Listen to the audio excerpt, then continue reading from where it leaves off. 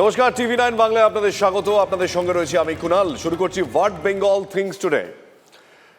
বিগত 2 বছর এই গোটা পৃথিবীর মানুষ হয়তো কখনো ভাবতেও পারেনি এই 2 বছরে যা দেখেছে মানুষ, একটা ভাইরাস মানুষের জীবন এভাবে বদলে দিতে পারে যা মানুষ কখনো কল্পনাও করেনি। এই 2 বছর পেরিয়ে আমরা এমন একটা পরিস্থিতির মধ্যে, বিশেষ করে আমরা ভারতীয়রা এসে দাঁড়িয়েছি, কোথাও হয়তো এটা আমাদের মনে হচ্ছে যে ধীরে ধীরে সবকিছু স্বাভাবিক হচ্ছে। একদম যেই স্কুলটা খোলা সম্ভব হচ্ছিল না, সেই স্কুলও একটা শ্রেণী থেকে খোলা সম্ভব হয়েছে। কোথাও কি আমার আপনার মনে হচ্ছে যে পরিস্থিতি এবার একটু আস্তে আস্তে ধীরে ধীরে স্বাভাবিকের পথে। করোনার যে দাপট, তা থেকে আমরা কোথাও মুক্ত হতে চলেছি। এই যখন পরিস্থিতি, এই বিগত 2 বছর আমরা আগে আপনাদের একটু দেখিয়ে নিই সেই টাইম লাইনটা, যে আমরা ঠিক কি কঠিন মুহূর্ত ফেস করেছিলাম।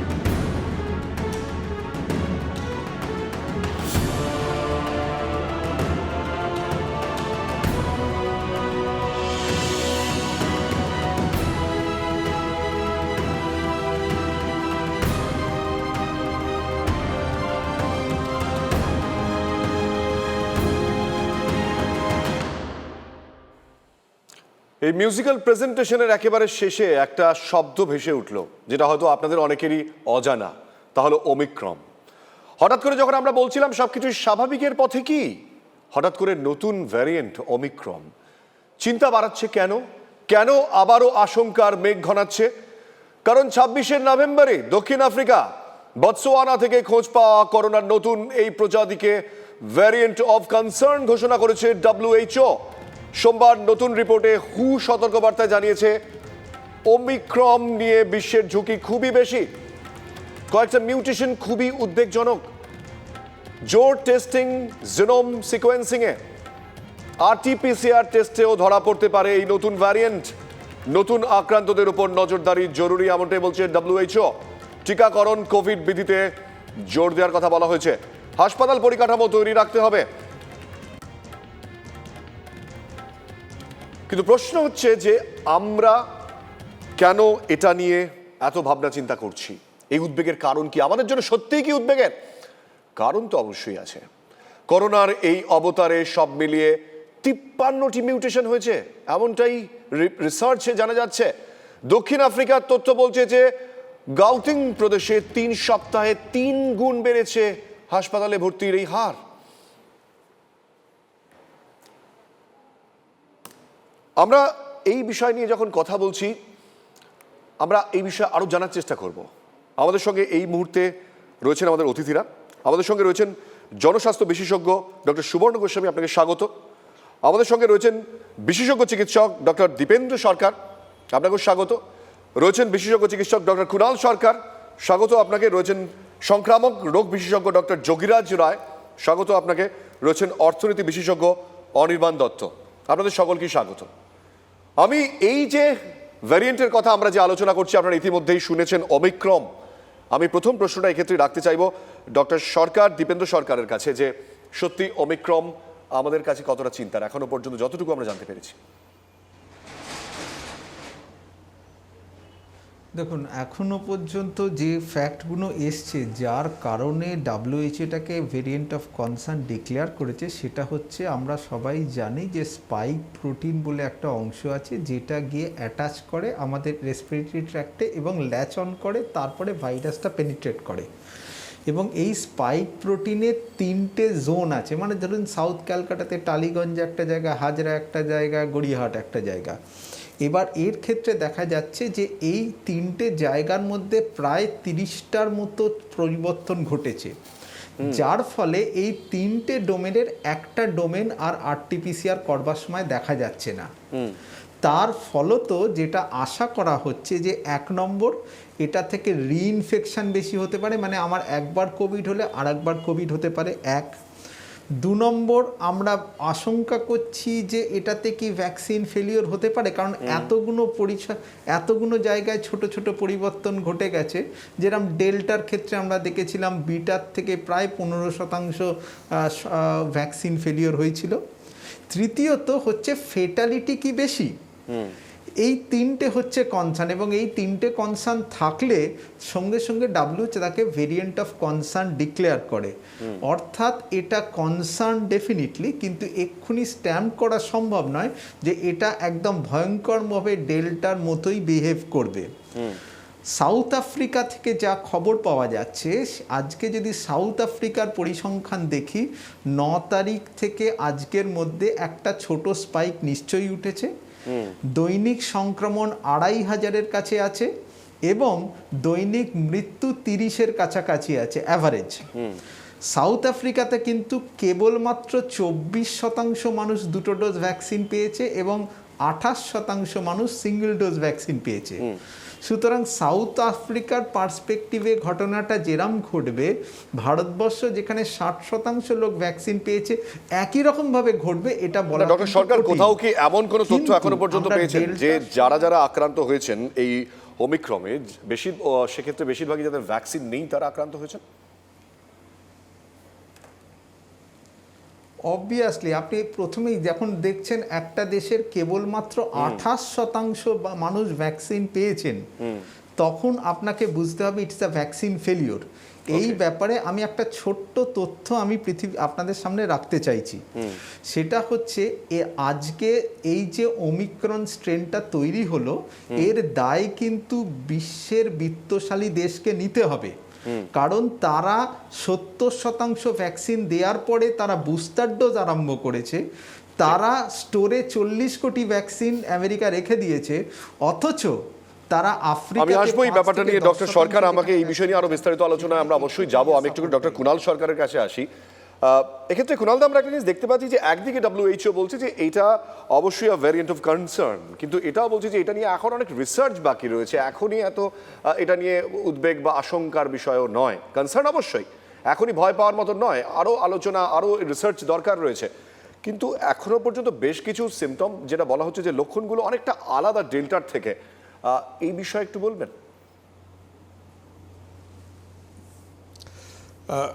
কুণাল, একটা কথা বলি যে দীপ্তেন্দ্র যা যা বললো, আমি তার প্রায় প্রত্যেকটা প্রায় না, I am agreement with everything. একটা কথা বলি যে আমি একটু সাউথ আফ্রিকার পরিপ্রেক্ষিতটা বলতে চাই যে ওই দেশে ঠিক যেমন যে সিনারিওটাতে আমরা খুব অভ্যস্ত না, যে ডাক্তাররা পলিটিশিয়ানদের চোখ রাঙানি খেতে অভ্যস্ত সবসময়তে, তো ওখানে এক্স্যাক্টলি এখন সেই ঘটনাটা ঘটছে। কারণ প্রধানমন্ত্রী সিরিল রামাপোসা তিনি ডাক্তারদের ওপর বেজায় চটে গেছেন, এবং এই ডক্টর ডি অলিভিয়েরা যিনি এইটা প্রথম বললেন, তো ওদের পলিটিক্যাল এস্টাবলিশমেন্ট খুব রাগত যে কেন ডাক্তাররা এটা এক্ষুনি বলতে গেল। তো সেটা অন্য কথা। কিন্তু কালকে রাত্রিরে সাউথ আফ্রিকান ফিজিশিয়ানসরা দুটো কথা বলছে, তার মধ্যে একটা কথা বলছে যে প্রথমত তুমি যে সিমটমসের কথাটা বললে, যে সাউথ আফ্রিকা একটা 6 কোটি মানুষের দেশ, সেখানে টোটাল অ্যাক্টিভ কেস এখন আছে হচ্ছে 20-22 হাজার কি 23 হাজারের মতো। আর যেটা দীপ্তেন্দ্র বলল যে death rate is also relatively low. আর সাউথ আফ্রিকাতে কিন্তু বতসোয়ানার থেকে শুরু করে এই ঘটনাটা ঘটছে 2 সপ্তাহের ওপরে হয়ে গেছে। কিন্তু সেক্ষেত্রে কুণাল, প্রশ্ন হচ্ছে আমাদের জন্য, বিশেষ করে ভারতের মতন উপমহাদেশের জন্য কতটা কনসার্ন হতে পারে? না, প্রথমত দেখো, ইনক্রিজ ট্রান্সমিসিবিলিটি যদি থাকেও that is equal to increase virulence, এটা কিন্তু সব সময় হয় না, যেমন H1N1 এর ক্ষেত্রে হয়নি। হ্যাঁ, তাহলে এক্ষুনি আমরা যে যাবতীয় প্যানিক বাটন প্রেস করে দেবো, দ্যাট ইজ নট রাইট। আমাদের সাবধান হতে হবে, that is the first point. ভারতবর্ষের ক্ষেত্রে একটা ইম্পর্টেন্ট পয়েন্ট কি, যে আমরা আমাদের অলরেডি একটা হাই এক্সপোজার রেটের উপরে আমরা খানিকটা ভালো ভ্যাকসিনেশন করতে পেরেছি, এটা আমাদের একটা স্বস্তির জায়গা। কিন্তু আমাদের সাবধানতার কোনো মার নেই, আমাদের সাবধানতার কোনো মার নেই। এবং একটা পয়েন্ট বলি, যে ভারতবর্ষের weakest point since January February 2020 has been airport health surveillance. এটা আমাদের ওই কলকাতা পুলিশের ব্যারিকেড দিয়ে ট্রাফিক কন্ট্রোল করার মতো। We have never. আমি আসবো ডক্টর সরকার। কুণাল দা, আমি বিষয়টা নিয়ে একটু জানার চেষ্টা করবো। ডেফিনেটলি আপনারা খুব গুরুত্বপূর্ণ পয়েন্ট, এটা আমাদের আলোচনায় অবশ্যই আসবে। আমি ডক্টর গোস্বামী, এখানে একটা বিষয় খুব ইম্পর্টেন্ট দেখতে পাচ্ছিলাম, যে কিছু রিসার্চে এখনো বলা হচ্ছে যে এক্ষেত্রে স্বাদ গন্ধ চলে যাওয়া বিষয়টা এক্ষেত্রে নেই। অক্সিজেনের যে ঘাটতি, বা যেটা আমরা এক্ষেত্রে সেকেন্ড ওয়েভের ক্ষেত্রে বারবার দেখেছি, এই ধরনের একটা বিষয় এক্ষেত্রে সেটা দেখা যাচ্ছে না। এই যে বিষয়গুলো এখনো পর্যন্ত ছোট ছোট রিসার্চের মাধ্যমে উঠে এসছে, কিন্তু তাও আমরা এটাকে এত গুরুত্ব দিচ্ছি কেন? আসলে এই ওমিক্রন ভেরিয়েন্টটা আইডেন্টিফাইড হয়েছে এখনো এক সপ্তাহ হয়নি। এই 5-6 দিনের মধ্যে যেটুকু ডেটা উঠে এসছে, এত কম ডেটা, যেটার জন্য এক্ষুনি বলার মতো জায়গাতে আমরা নেই যে এটার ভিরুলেন্স বেশি বা ট্রান্সমিসিবিলিটি বেশি। যেটা আশঙ্কা করা হচ্ছে যে এই যে প্রায় যতগুলো ডক্টর সরকার বলছিলেন 56টা মতো মিউটেশন, তার মধ্যে 26টা হচ্ছে ইউনিক মিউটেশন, যেটা আগে কখনো দেখা যায়নি।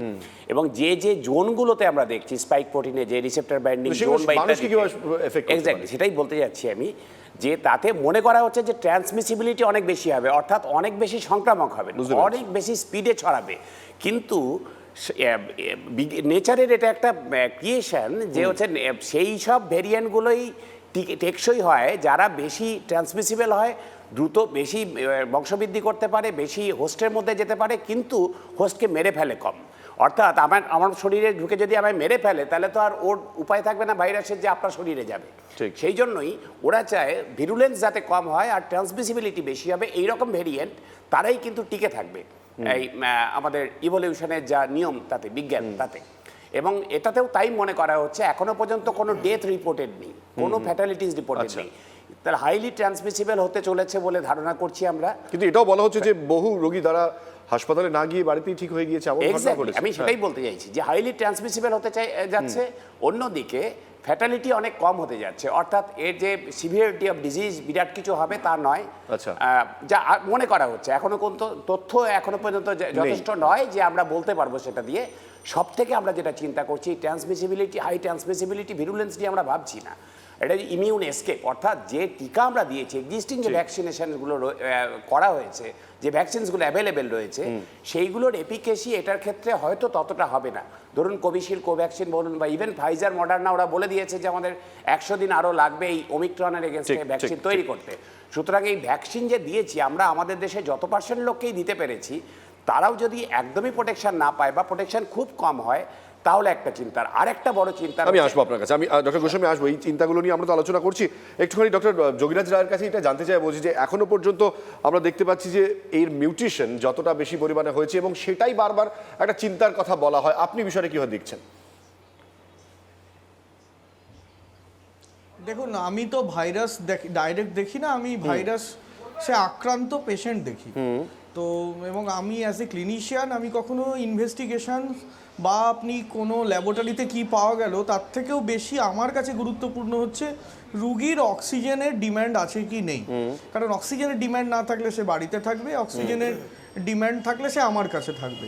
তো এখনও অবধি যেটুকু খবর পেয়েছি, বা নেদারল্যান্ডেও প্রচুর পেশেন্ট হয়েছে, আমার কিছু বন্ধু নেদারল্যান্ডে কাজ করে, আমি সেটুকু জানতে পেরেছি যে এরা সবাই বাড়িতেই আছেন এবং মেজরিটি লোকের কিন্তু আপনার। কিন্তু সেক্ষেত্রে ধরুন যদি স্বাদগন্ধ এই সমস্যাটা না থাকে বা অক্সিজেনের ঘাটতি যদি কম হয়, তাহলে এই রোগটাকে ডিটেক্ট করা কঠিন হয়ে যেতে পারে নাকি? স্বাদগন্ধের ওপর প্রচণ্ড বেশি গুরুত্ব দেওয়া হয়েছে। স্বাদগন্ধ 20 to 30% বেশি লোকের কিন্তু যায়নি। হ্যাঁ, সুতরাং এই স্বাদ গন্ধ ব্যাপারটা মাথায় ঢুকিয়ে দেওয়াটা এটা একটা সম্পূর্ণ ভুল তথ্য, এবং এটি মাথায় ঢুকে যাওয়ার জন্য লোকে অন্যান্য সর্দি কাশি হলে স্বাদ গন্ধ চলে যাওয়ার জন্য অপেক্ষা করে থাকছে। সুতরাং এই কথাটা কম আলোচনা করাই ভালো। সেক্ষেত্রে একটা জিনিসই মাথায় রাখবেন যে সর্দি কাশি জ্বর ফলোড বাই অক্সিজেন ফল, এইটা হচ্ছে আমাদের সিরিয়াস ইস্যু। সর্দি কাশি জ্বর ভারতবর্ষ পৃথিবী সর্বত্র চলতেই থাকবে, তার মধ্যে যদি অক্সিজেন ফল না করে এবং অক্সিজেন না কমা এরকম ধরনের কোনো জীবাণু যদি সর্বত্র ছড়িয়ে যায়, আমি অ্যাজ এ আইডি ফিজিশিয়ান আমি এটা নিয়ে খুব একটা বদার্ড নই। ওমিক্রন অর্থাৎ যে নতুন ভ্যারিয়েন্ট করোনা ভাইরাসের এবং তা কতটা দুশ্চিন্তার সেই নিয়ে যখন আলোচনা চলছে, এবং আলোচনার মাঝখানে একটা বিষয় উঠে এসেছিল যে আমরা যদি দক্ষিণ আফ্রিকা এখনো পর্যন্ত হু ছাড়াও অন্যান্য বিভিন্ন রিপোর্ট যেগুলো সামনে এসছে, যারাই এই নতুন ভ্যারিয়েন্টে আক্রান্ত হয়েছেন তাদের বেশিরভাগই কিন্তু ভ্যাকসিনেশন ছিল না, এবং আফ্রিকার মতন দেশে যেখানে ভ্যাকসিনেশন যে প্রোগ্রাম তা এখনো পর্যন্ত অনেকটাই কম, সেখানে প্রশ্ন উঠছে যে আমাদের দেশের ছবিটা ঠিক কি? যে কোনো ভ্যারিয়েন্টের সঙ্গে যুঝতে হলেই টিকার জোড়া ডোজ কিন্তু সম্পূর্ণ করা জরুরি, কিন্তু আমরা চিকিৎসকদের সেই কথা শুনছি কি?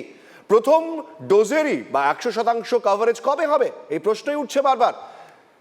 যে দেশে টিকাকরণের গতি ক্রমশ কিন্তু কমছে, এটা বাস্তব ছবি। রাজ্যগুলির ভাঁড়ারে মজুদ 24.61 কোটি ডোজ। দেশে 12 কোটি বেশি মানুষ সময় পেরোলেও দ্বিতীয় ডোজ নেননি। রাজ্যে 19 লক্ষের বেশি মানুষ সময় পেরোলেও দ্বিতীয় ডোজ নেননি। 45 ঊর্ধ্বদের 43% জোড়া ডোজের টিকাকরণ বাকি রয়েছে। দেশে এখনো 17% প্রাপ্তবয়স্ক একটিও ডোজ নেননি। রাজ্যে এখনো 10% প্রাপ্তবয়স্ক একটিও ডোজ নেননি। এই হলো বাস্তব ছবি। সেখানে দাঁড়িয়ে আমি একটুখানি ডক্টর দীপ্তেন্দ্র সরকারের কাছে আরেকবার আসবো যে এই যে বিষয়টা উঠে এলো যে আমাদের দেশে এখনো তো ডোজ অনেকেই নেননি, সিঙ্গেল ডোজ নিয়েছেন, ডাবল ডোজ অনেকেই নেননি, আবার অনেকে কোনো ডোজই নেননি। এটা কত বড় কনসার্ন? এটা একটা বিরাট বিরাট বিপদের মুখে। আমি ওমিক্রন, সুবর্ণবাবু যে কথাটা বললো, আবারও একটা সহজ কথা বলি, একটা ভাইরাল প্যান্ডেমিকের ইভলিউশনের মেথডটা হচ্ছে প্রথমে সংক্রমণ কম হবে, মৃত্যু বেশি হবে, আর যত এগোবে তত সংক্রমণ বাড়বে, মৃত্যু কমবে, এবং আলটিমেটলি ভাইরাসটা আমাদের মধ্যে থেকে যাবে, কিন্তু অল্প সংখ্যক মানুষ হলেও মৃত্যু ঘটবে। এই যে normal evolution of a pandemic, এই প্যান্ডেমিকের মৃত্যু হার কমাতে, মানে আপনি যদি দেখেন স্প্যানিশ ফ্লুতে 5 কোটি মৃত্যু হয়ে থাকে আর এবারে 51 লক্ষ মৃত্যু হয়েছে, এই যে প্রায় 90% মানুষকে বাঁচানো গেছে, তার মূল জিনিস কিন্তু স্টেরয়েড, অক্সিজেন এবং ভ্যাকসিন। এবং যে মানুষরা এখনো বিশ্বাস করেন যে ভ্যাকসিনের মধ্যে চিপ ঢোকানো আছে, যে মানুষরা বিশ্বাস করেন যে ভ্যাকসিন নেওয়ার পরের দিনেই তাদের মস্তিষ্কে একটা বিকৃতি আসবে, তারা সম্পূর্ণ সেই মধ্যযুগীয় একটা জায়গায় রয়েছেন, যারা অদ্ভুতভাবে সায়েন্সকে বা বিজ্ঞানকে বিকৃত করছেন। আমি অনুরোধ করব তাদের যে তারা কেবলমাত্র নিজের ক্ষতি করছেন না, তার পরিবারের লোকের ক্ষেত্রেও সংক্রমণ বৃদ্ধি ঘটানোর সম্ভাবনা বাড়াচ্ছেন, তার আশেপাশে শিশু বা কিশোরের সংক্রমণ ঘটানোর বৃদ্ধি বাড়াচ্ছেন। সুতরাং এই মুহূর্তে আমাদের প্রায়োরিটি হওয়া উচিত 1 মাসের মধ্যে যত সম্ভব মানুষকে 2টো ডোজ ভ্যাকসিন দেওয়া। ঠিকই, অর্থাৎ ভ্যাকসিন নিতেই হবে, এটাই সবচেয়ে বড় কথা, বারবার আপনারা বলেছেন 30% বেশি প্রজেকশন। ঠিকই। আমি এই জায়গায় দাঁড়িয়ে যদি একটা প্রশ্ন আবারও আপনাদের ভাবতে হয়, আমাকে আপনাকে ভাবতে হয়, যে যদি আবার পরিস্থিতি বদলে যায় তাহলে কি লকডাউন হবে? আর যদি লকডাউনের মতন পরিস্থিতি আমাদের আবারও দেখতে হয় এই ধরনের কারণগুলোর জন্য, তাহলে আমার আপনার জীবনে অন্ধকার নেমে আসবে। কোভিডের শহরাঞ্চল এবং যদি বাস্তব ছবিটা দেখি যে গ্রামাঞ্চল মিলিয়ে প্রায় 16 কোটি মানুষ দারিদ্র্য সীমার নিচে। শুধু দ্বিতীয় ঢেউয়ের সময় 1 কোটি মানুষ চাকরি হারিয়েছেন। এটা হচ্ছে বাস্তব ছবি। কি বলবেন অনির্বাণ দা? কুণাল, একটা কথা আমি বলছি সবাইকে আশ্বস্ত করার জন্য, যে এই 26শে নভেম্বরের আগে কিন্তু এই ওমিক্রন নিয়ে আপনি জানতাম না। আমরা হঠাৎ জানলাম কেন? ভারতবর্ষের শেয়ার মার্কেটে একটা ধস নেমেছিল, 1687 পয়েন্ট শেয়ার মার্কেট ক্র্যাশ করলো, এবং বিশ্ববাজার এবং এশিয়ার বাজারে সব শেয়ার মার্কেটগুলোকে একটা ডাউন টার্ন দেখা গেছিলো। এটাকেই আমরা কিন্তু ধরে নিলাম যে ওমিক্রন বলে একটা কোভিড ভাইরাস আসছে, এবং সেটার জন্য সারা ভারতবর্ষে অর্থনৈতিক অবস্থা বিপন্ন হবে। আমি আপনাদের আশ্বস্ত করছি, আজকের দিনে দাঁড়িয়ে আমাদের কাছে যা ইনফরমেশন আছে সেটা হচ্ছে, ডাক্তারবাবুরা যা বলছেন সেটা হচ্ছে সত্যি সত্যি হয়তো এটা ভাইরাস অফ কনসার্ন, কিন্তু তার মধ্যে এখনো অবধি আমরা জানি না ভ্যাকসিনেশনটা কত % হয়েছে ওখানে, আর যারা ভ্যাকসিন পেয়েছেন তাদের মধ্যে কতজনের মধ্যে কোভিড হয়েছে। আর আরেকটা খুব উল্লেখযোগ্য পয়েন্ট, সেটা হচ্ছে ভারতবর্ষে আমরা এই কোভিড-1 কোভিড-2 দেখেছি, কোভিড-3তে আজকে দাঁড়িয়ে যেটা আশা আশঙ্কার দোলাচলে আমি আপনি আছি, আজকের দিনে দাঁড়িয়ে কিন্তু প্যানিক হওয়ার কোনো মানে সম্ভাবনাই নেই। এবং ভারতবর্ষের শেয়ার মার্কেট কিন্তু আজকের দিনে দাঁড়িয়ে অলরেডি মানে একটা বাউন্স ব্যাক করেছে, পজিটিভ দিকে এগোচ্ছে। এবং আপনাকে আমি আশ্বস্ত করছি যে ভারতবর্ষ, আপনি কোথাও কি বলছেন যে এই যে এত আশঙ্কার মেঘ হঠাৎ করে ঘনিয়ে এলো, তার পেছনে এই যে শেয়ার বাজারে ধস নামা এটা একটা অন্যতম কারণ ছিল, এটা ইন্ডিকেশন দিচ্ছিল? কোইন্সিডেন্টলি সাধারণ মানুষের মনে একটা প্রশ্ন জাগছে, কারণ হঠাৎ করে কি করে ওমিক্রন নিয়ে এত মানে অর্থনীতি লকডাউন, আমরা এরকম লাক্সারিতে নেই। আজকে ভারতবর্ষ 82 দিনের প্রথম সময় যে একটা আনপ্ল্যান্ড লকডাউন, তাতে আমার আপনার জীবন জীবিকা নিয়ে যেরকম টানাটানি হয়েছিল, তারপরে সেকেন্ড লকডাউন, সেকেন্ড কোভিড যখন হলো, তখন কিন্তু কেন্দ্রীয় সরকার লকডাউন করতে পারেনি। কেন্দ্রীয় সরকার বলেছিল রাজ্যের উপরে ছেড়ে দিলাম। আপনাকে আমি খুব গ্যারেন্টি দিয়ে বলছি, আজকে ওমিক্রন নিয়ে ডাক্তারবাবুরা যেটা বলছেন সেটাকে আমি গুরুত্ব দিয়েই বলছি। আজকে সাউথ আফ্রিকার বিভিন্ন ডাক্তাররা তারাও বলেছেন মাইল্ড সিমটম আছে, ফ্যাটালিটি রেট কী আছে আমরা জানি না, কিন্তু এর সঙ্গে সঙ্গে একটা কথা বলতে হবে, ভারতবর্ষ আজকে অর্থনীতির চাঙ্গা হচ্ছে, অর্থনীতি ঘুরে দাঁড়াচ্ছে, এবং আমাদের কাছে এরকম কোনো আজকের দিনে ইনফরমেশান নেই যেটার বেসিসে আগামী কয়েক মাসের মধ্যে লকডাউন হওয়ার সম্ভাবনা আছে। আপনাদের দর্শকদেরকে আশ্বস্ত করছি, ভারতবর্ষে এরকম কোনো পরিস্থিতি এখনও আসেনি। কারণ আমরা যদি দেখি WHO বা ICMR বা ভারতবর্ষের তৎকালীন স্বাস্থ্যমন্ত্রী আমাদেরকে বিভ্রান্ত করেছেন। তারা কখনো বলেছেন করোনার চরিত্র বুঝতে পারেননি, তারা কখনো বলতে পারেননি যে করোনা আছে না চলে গেছে, স্বাস্থ্যমন্ত্রী বলেছিলেন। তো সুতরাং আজকের দিনে মানুষ বুঝে গেছে জীবন ও জীবিকার যুদ্ধে মানুষ জীবনকে। আপনি যখন এই কথাটা বলছেন তখন একটা ছোট্ট উদাহরণ দিই যে আমরা কিছুদিন আগে থার্ড ওয়েভ কবে আসবে এটা নিয়ে একটা বিশাল দ্বন্দ্ব ছিল চিকিৎসকদের মধ্যে। তারাও কেউ বলেছিলেন যে অগস্টের পরেই আমরা সেটা দেখতে হবে, এমনকি আমরা দেখেছি কেন্দ্রীয় রিপোর্টেও বারবার এগুলো দাবি করা হয়েছিল, কিন্তু আলটিমেটলি এখন আজকের ডেটে দাঁড়িয়ে 8,000 9,000 এরকম সংক্রমণ গোটা দেশ। সত্যি কি ভয়? আমরা সে বিষয় নিয়ে আলোচনা করছি, কিন্তু কোথাও একটা এই খবর ছড়িয়ে পড়ার পরেই কিন্তু বিশ্বজুড়ে একটা ত্রাস ছড়িয়ে পড়েছে। ঠিক করোনা পর্বের শুরুর মতোই ঘরের দরজা বন্ধ করে দিচ্ছে একের পর এক দেশ। আফ্রিকার সঙ্গে যোগাযোগ বিচ্ছিন্ন, কিন্তু এভাবে এক ঘরে করে দেওয়াটা কতটা ঠিক? ভারত অবশ্য দরজা বন্ধ করার পরিবর্তে বিমানবন্দরে কড়া নজরদারির দাওয়াই দিয়েছে। বিধিনিষেধ জরুরি, কিন্তু কতটা? একটি report. South Africa and Botswana should be thanked for detecting, sequencing, and reporting this variant, not penalized.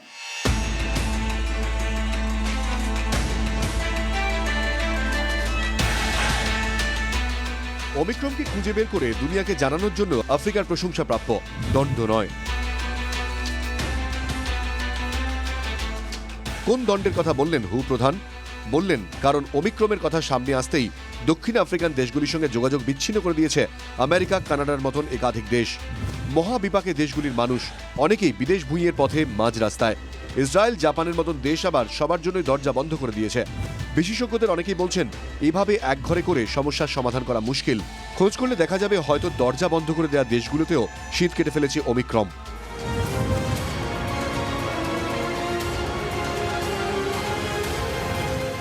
Bharat এখনো ব্যতিক্রম, দরজা বন্ধ করার সিদ্ধান্ত হয়নি। দক্ষিণ আফ্রিকান দেশগুলির সঙ্গেও যোগাযোগ বিচ্ছিন্ন হয়নি, তবে কড়াকড়ি বিমানবন্দরে। ঝুঁকিপূর্ণ দেশ থেকে এলে বিমানে ওঠার আগে ট্রাভেল সংক্রান্ত তথ্য দিতে হবে। এয়ার সুবিধা পোর্টালে নেগেটিভ RT-PCR রিপোর্টও আপলোড করতে হবে।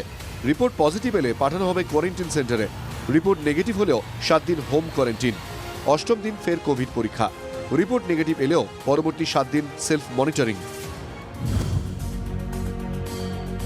বিমানবন্দরের কড়াকড়ি বাড়তেই একের পর এক বিদেশ ফেরত যাত্রীর শরীরে করোনার খোঁজ মিলছে। বেঙ্গালুরুর পর মুম্বাই, দক্ষিণ আফ্রিকা থেকে ফেরা যুবক করোনা পজিটিভ বলেই জানা গিয়েছে। 24শে নভেম্বর দিল্লি হয়ে মুম্বাইতে পৌঁছন যুবক, কিন্তু সংক্রমণের নেপথ্যে ওমিক্রন ভ্যারিয়েন্ট কিনা তা জানা যায়নি এখনো। নমুনা জিনোম সিকোয়েন্সের জন্য পাঠানো হয়েছে। সব বিমানবন্দরই সতর্ক করে রবিবার রাজ্যগুলিকে চিঠি দিয়েছে কেন্দ্রীয় স্বাস্থ্য মন্ত্রক। টেস্টিংয়ের পর ট্র্যাকিং এবং তারপর ট্রিটমেন্ট, এই পদ্ধতি কি ঠিকভাবে মানা হবে? Bureau report, TV9 Bangla.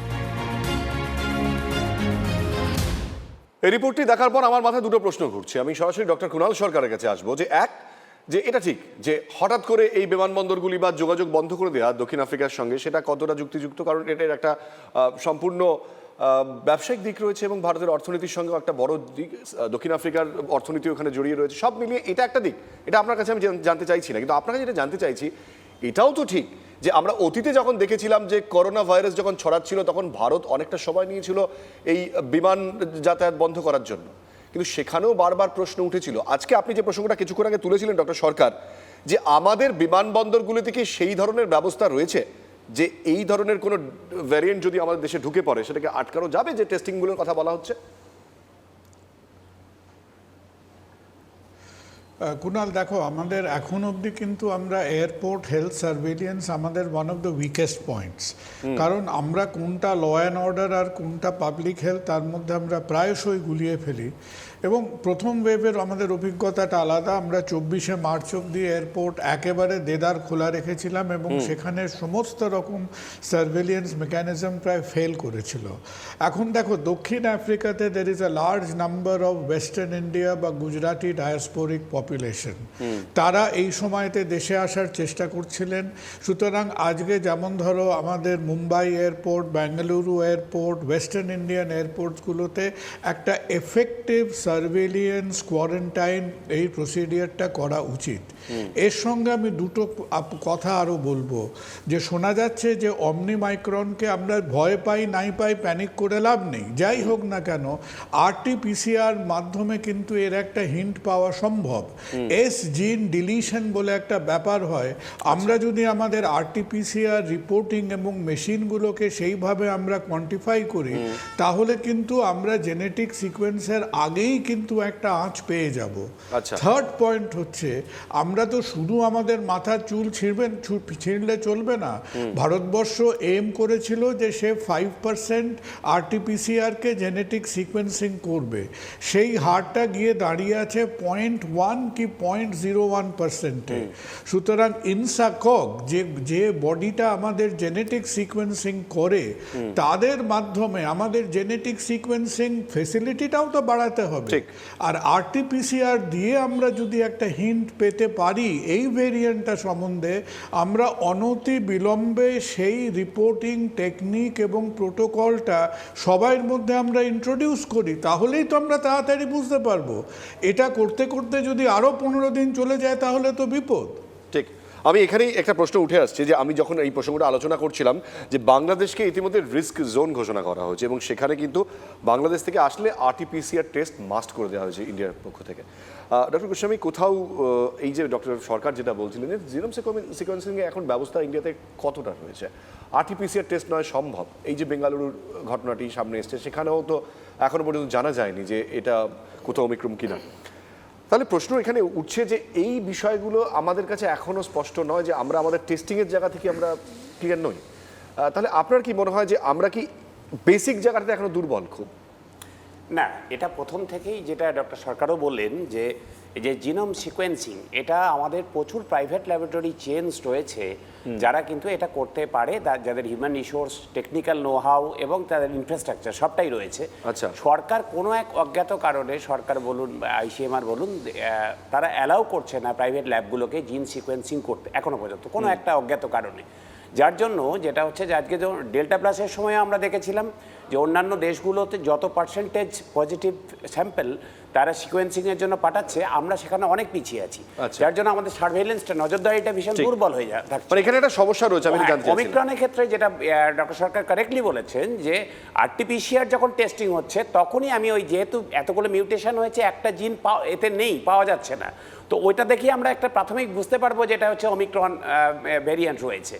তো এইটার তো একটা প্রোটোকল যদি আমি আসবো, আমি একটু সংক্ষেপে জানি, যেহেতু আমরা এই প্রসঙ্গটা তুললাম, যে এখনো পর্যন্ত ভারতের যে ভূমিকা, কোথাও অনির্বাণ দা, যে এই ধরনের সিদ্ধান্ত এই মুহূর্তে কি সত্যি নেওয়া উচিত, মানে অর্থনীতির দিকে যদি তাকিয়ে দেখি? একদমই নয়। মানে আমি একটা কথা বলছি কুণাল, যে কোভিডের প্রথম ঢেউ যেটা আমরা দেখেছিলাম, তারপরে সেকেন্ড ঢেউ দেখেছি, আমরা যদি ধরে নিই তথাকথিতভাবে যে ওমিক্রন থার্ড ঢেউ আনছে, কিন্তু আমাদের থার্ড ঢেউয়ের সঙ্গে ফার্স্ট ঢেউ, সেকেন্ড ঢেউয়ের একটা তফাৎ আছে। মূলগত বৈশিষ্ট্য হচ্ছে, প্রথম ঢেউয়ের সময় আমরা জানতাম না, আমাদের ডাক্তারবাবুরা প্রিপেয়ার ছিলেন না, আমরা করোনার চরিত্র বুঝতে পারছিলাম না। সেকেন্ড ডোজের ক্ষেত্রে আমরা সেকেন্ড ডোজ না হলে হয়তো ভ্যাকসিনেশন প্রসেসটা এত অ্যাক্সিলারেটেড হতো না।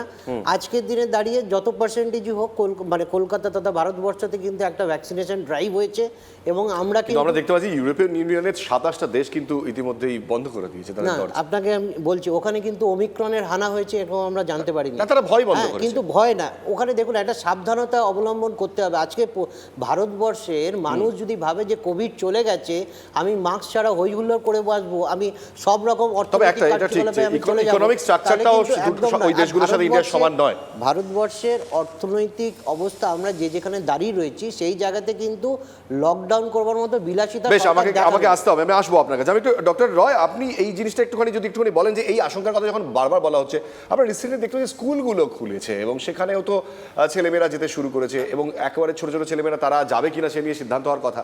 যদি ধরুন কেউ আক্রান্ত হয়ে যায় সেক্ষেত্রে কি করণীয়? দেখুন, যদি আক্রান্ত হয়, ওমিক্রন এরম ভাবার কিছু নেই, এটা একটা করোনা ভাইরাস।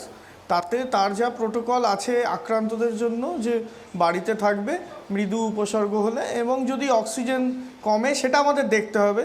সুতরাং আমাদের প্রমোট করতে হবে মাস্কিং, যাতে ওটা স্প্রেড না করে, এবং যেটা ইম্পর্টেন্ট প্রমোট করতে হবে যে পালস অক্সিমিটার আরও, যাতে লোকে বুঝতে পারে যে তার অক্সিজেন কমছে কিনা। যদি অক্সিজেন কমে তাহলে হসপিটালাইজ করতে হবে। এবং এটা মনে রাখবেন, লকডাউন করা হয় কিন্তু কখনোই নাম্বার অফ পেশেন্টের ওপর নয়, লকডাউন করা হয় প্রিপেয়ারনেসের পার্ট। কিন্তু ডক্টর রয়, আমার যেটা এই মুহূর্তে আমরা যেটা দেখতে পাচ্ছি, এটা নিয়ে হুও কনসার্ন যে ইন্ডিয়াতে বর্তমানে যে ছবিটা আপনি যেটা বলছেন যে মাস্ক পরা মানুষ প্রায় বন্ধ করে দিয়েছেন, আর স্যানিটাইজেশন তো ছেড়েই দিন, সেক্ষেত্রে তো এখন আর সেটা দেখাই যায় না। না, মাস্ক পরানো ব্যাপারটাকেও কিন্তু এনশিওর করাটা প্রশাসনের দায়িত্বে পড়ে। যে যদি লোককে বলে বলে না করা হয় তাহলে তাকে প্রেসারাইজ করে করতে হবে। আমরা কিন্তু লকডাউনের বিলাসিতায় বোধহয় যেতে পারবো না, এটা আমাদের অর্থনীতিবিদ একদম সঠিক কথাই বলেছেন। কিন্তু সেটা করতে গেলে আমাদের এনশিওর করতে হবে ভ্যাকসিনেশন যেন হয়, যদি না হয় দরকার হলে বাড়িতে গিয়ে ভ্যাকসিনেট করতে হবে। এবং যদি মাস্ক লোকে না পড়ে তাহলে মাস্ক তাদেরকে সোজা আঙুলে ঘিরে উঠে বেঁকা আঙুলে তাদের মাস্ক পরাতে বাধ্য করতে হবে। ঠিকই, আমরা যখন এই কথা বলছি ডক্টর রয়, কিন্তু এরই পাশাপাশি তো আমরা অনেক এমন ছবি দেখি যেখানে প্রশাসন বলুন, রাজনৈতিক নেতারা বলুন, বিভিন্ন রাজনৈতিক মিটিং মিছিল, সেখানে তো আর এই ধরনের আপনি যে আঙুল বাঁকা করে ঘি বের করার কথা বলছেন সেটা তো সম্ভব নয়। তো সমাজের বিভিন্ন ছবি তো উঠে আসে। আমি একটুখানি আসবো ডক্টর দীপেন্দ্র সরকারের কাছে। দীপেন্দ্র সরকারের কাছে এটাই জানতে চাইবো ডক্টর সরকার, যে আমরা একটু আগে বিরতিতে যাওয়ার আগে যেটা বলছিলাম যে ভারতের মতন দেশে লকডাউন তো অনেক দূরের কথা, এবং টেলিফোনে কাউকে ফোন করলে হয়তো মোবাইলে ওই 2 গজের দূরত্ব সেটা হয়তো সম্ভব, সেক্ষেত্রে বার্তা দেওয়া, কিন্তু ভারতের মতন দেশে সেটা যে কতটা অসম্ভব সেটা আমরা আমাদের রাজ্যে রিসেন্টলি কিছু উদাহরণ আমরা দেখেছি। দুর্গাপুজোতে দেখেছি, প্যান্ডেলে ভিড় দেখেছি, আমরা রাজনৈতিক মিটিং মিছিল দেখছি, এবং ট্রেনে, বাসে, ট্রামে সব জায়গায় তো ভিড়। এই বিষয়টাই আমি একটুখানি জানতে চাই যে এই ব্যাপারগুলো আমরা যতটা গুরুত্বহীনভাবে ভাবছি, কিন্তু সেটা আবার কোথাও কি আপনারা চিকিৎসকরা অন্যভাবে কিছু কি দেখেন এর মধ্যে? না, আমরা দেখুন এই প্যান্ডেমিকের সময় WHO রেগুলারলি কিছু স্টেটমেন্ট দেয়, সেটা আমাদের ভালো লাগা হতে পারে, সেটা আমাদের মন্দ লাগা হতে পারে। আমরা সেটাকে স্পেকুলেট করে তার পেছনে একটা গল্প তৈরি করি। WHO পরিষ্কার 56টা এখনো পর্যন্ত মিউটেশন দেখেছে, লাস্ট মিউটেশনটা দেখার পরে বলছে তাতে 30টা চেঞ্জ হয়েছে, সুতরাং সতর্কীকরণ করেছে। WHO যেটা দেখেছে সেটা কিন্তু মাইক্রোস্কোপের তলায় এভিডেন্ট যে এই জায়গায় অ্যামাইনো অ্যাসিড সিকোয়েন্স চেঞ্জ হয়েছে। WHO সেই ভাইরাসটাকে নিয়ে গিয়ে একটা ব্যক্তি যিনি কোভিশিল্ড নিয়েছেন তার সেরাম নিয়ে তার সাথে ইন্টারাকশন করে দেখবে যে ভ্যাকসিনটা কাজ করলো কি করলো না। WHO একবারও বলেনি যে 2টো ডোজের পরে 3 নম্বর ডোজ ভ্যাকসিন নিতে হবে। WHO একবারও বলেনি যে মাস্কটা খুলে ফেলতে হবে। আর আপনি দেখুন পৃথিবী কি করেছে। পৃথিবী কি করেছে, এয়ারপোর্ট বন্ধ করেছে সাউথ আফ্রিকা থেকে যাতায়াত। পৃথিবী কি করেছে, পৃথিবী 3য় ডোজ ভ্যাকসিন নিয়ে 40 কোটি আন্ডার দ্য টেবিল লুকিয়ে রেখেছে, অথচ গরিব দেশগুলোকে দেয়নি। পৃথিবী কি করেছে, ইউরো কাপের সময় মাস্কটা খুলে ফেলে আনন্দ করেছে এবং সারা পৃথিবীকে ইন্সপায়ার করেছে যে মাস্কটা খুলে ফেলুন। সুতরাং WHO যা বলেছে, পৃথিবী কিন্তু এখনো পর্যন্ত হয়তো রাজনৈতিক কারণে ঠিক তার বিপরীত রাস্তায় আপনার এই কথা প্রসঙ্গে আমি একটুখানি ডক্টর গোস্বামীর কাছে আসি। দেশে হ্যাঁ, যেখানে প্লিজ বলুন। হ্যাঁ, আমি ভারতবর্ষের মতো দেশে যেখানে আমরা ফিজিক্যাল ডিস্টেন্সিং রাখা সম্ভব নয়, আমার আউটডোরে আজকে 950 রুগী হয়েছে, সেখানে ফিজিক্যাল ডিস্টেন্সিং সম্ভব নয়, সেখানে শুধুমাত্র মাস্কটা দিয়েই আমি কিন্তু বাঁচতে পারি। আমি এইটাই অ্যাকচুয়ালি জানতে চাইছিলাম ডক্টর সরকার, যে কোথাও ভারতের মতন দেশে আমরা বারবার প্রথম থেকে বলে এসেছিলাম যে ভারতের এই যে আমাদের যেভাবে বড় হয়ে ওঠা, আমাদের যেভাবে আমাদের জনসংখ্যা, সেটা কি কোথাও একটু আলাদা এই অন্যান্য দেশগুলোর তুলনায়, সেটা একটুখানি বোঝার চেষ্টা করছিলাম। আমি আসবো। আমি ডক্টর গোস্বামী আপনার কাছে প্রশ্ন, যে আমি কিছুক্ষণ আগে পড়ছিলাম যে জো বাইডেন বলেছেন যে যতক্ষণ না পর্যন্ত গ্লোবাল ভ্যাকসিনেশন হচ্ছে ততক্ষণ পর্যন্ত এই করোনা ভাইরাস থেকে মুক্তি নেই। একদম সঠিক কথা। জো বাইডেন শুধু না, WHO থেকেও আগেও বারবারই বলা হয়েছে, বিভিন্ন ধনী দেশগুলো, যেটা ডক্টর সরকার হাইলাইট করছিলেন, যে ধনী দেশগুলো গরিব দেশগুলোকে ভ্যাকসিন দিচ্ছে না, ইভেন ভ্যাকসিন তৈরির যে টেকনোলজি সেটাও দিচ্ছে না, ট্রেড রিলেটেড ইন্টেলেকচুয়াল প্রপার্টি ওই গ্যাট চুক্তির সময় যেটা হয়েছিল সেটার দোহাই দিয়ে। ফলে এই যে আফ্রিকা মহাদেশ এবং লাতিন আমেরিকা দেশে প্রচুর গরিব দেশ, যারা হচ্ছে যে এখনো পর্যন্ত তাদের হেলথ ওয়ার্কার এবং ডাক্তারদেরই প্রোটেক্ট করে উঠতে পারেনি, জনগণকে প্রোটেক্ট করা তো দূরের কথা। আর যেখানে ভ্যাকসিন দেওয়া হবে না, সেখানে সার্কুলেশন চলতেই থাকবে, ট্রান্সমিশন চলতেই থাকবে। ট্রান্সমিশন চলতে থাকলে এই ধরনের আরও প্রচুর মিউটেশন তৈরি হবে, নতুন নতুন ভ্যারিয়েন্ট অফ কনসার্ন তৈরি হবে। সেই জন্য গ্লোবাল ভ্যাকসিনেশন একমাত্র হচ্ছে যে পৃথিবীর সব দেশের সব মানুষ যতক্ষণ না ভ্যাকসিনেটেড হবে, আমরা কেউ নিরাপদ নই। বেশ, আমি একটুখানি ডক্টর রায় আপনার কাছে আসবো। কোথাও কি বুস্টার আমাদের প্রয়োজন? এই প্রশ্নটাও বারবার মানুষ করেন। বুস্টার ডোজ কি প্রয়োজন এই পরিস্থিতিতে? বুস্টার ডোজ আমরা তখনই মানে কনসার্ন হব যখন আমার সবাইকে ভ্যাকসিনেট করে উঠতে পারবো। আচ্ছা, যখন আমার পাশের বাড়িতে আগুন লাগবে তখন আমার বাড়িতেও আঁচ লাগবে। সুতরাং আগে আমরা গ্লোবালি ভ্যাকসিনেট করতে পারি কিনা সেটা আমাদের প্রধান টার্গেট হওয়া উচিত, দেন বুস্টার ডোজ। আর বুস্টার কতটা এফিশিয়েন্টলি কাজ করবে সেটা অনেকটা স্বার্থপরতা হয়ে যাচ্ছে, যে আমি নিজে বুস্টার নিয়ে বসে থাকবো আর আমি নতুন নতুন ভ্যারিয়েন্ট অফ কনসার্ন তৈরি হওয়ার জন্য অন্যান্য দেশকে সাহায্য করব, তাদেরকে হেল্প না করে। এইটা আমার অন্তত মাথায় আসছে না। ডক্টর কুণাল সরকার, আমার একদমই সময় নেই, আমি যাব একটুখানি সংক্ষেপে আপনার কাছে, যে আমরা যদি এই ভ্যারিয়েন্ট অফ কনসার্ন যদি কোনোভাবে আমাদের দেশে ঢুকেই পড়ে, তাহলে সত্যিই কি আমরা সেই দ্বিতীয় ওয়েভে যে ছবিটা দেখেছিলাম, তারপর আপনার কি মনে হয় যে আমরা কি সত্যিই প্রস্তুত? আমাদের সেই ব্যবস্থাপনা কি এই মুহূর্তে তৈরি রয়েছে? দেখো, আমার মনে হয় ভাগ্য আমাদের অনেকটা প্রস্তুত করে দিয়েছে, কারণ we have a high rate of মানে exposure to infection along with vaccination. সুতরাং সেইটা নিয়ে আমি নিজস্ব খুব একটা চিন্তিত নই। আমি একটা কথা আজকে খালি বলি, সেটা হলো রিগার্ডিং বুস্টার। আমাদের মনে রাখতে হবে, বুস্টার এখন ইন্ডিয়াতে লিমিটেশন কিন্তু ভ্যাকসিন অ্যাভেলেবিলিটি নয়।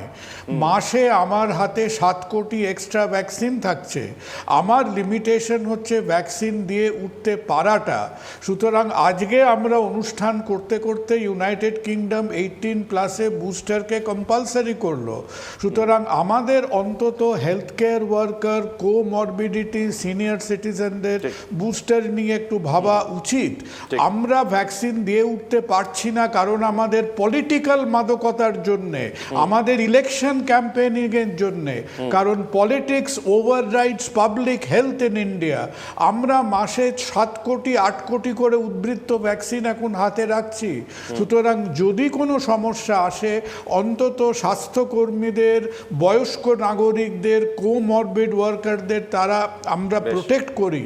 কারণ ভ্যাকসিনেশন সিচুয়েশন আজকে আর 6 মাস আগে অবধি একটা মৌলিক পরিবর্তন ঘটেছে। সুতরাং আমরা এর ওপরে এমফাসাইজ করি, আর প্রত্যেকে যা বললেন যে আমরা আমাদের সেফগার্ডগুলো রাখি। আর লাস্টে ভ্যাকসিন কোম্পানিদের জোর হাতে অনুরোধ করব যে 1 বছর হয়ে গেছে, কেন আমরা ভ্যাকসিন অ্যাডাপ্টেবিলিটি দেখছি না?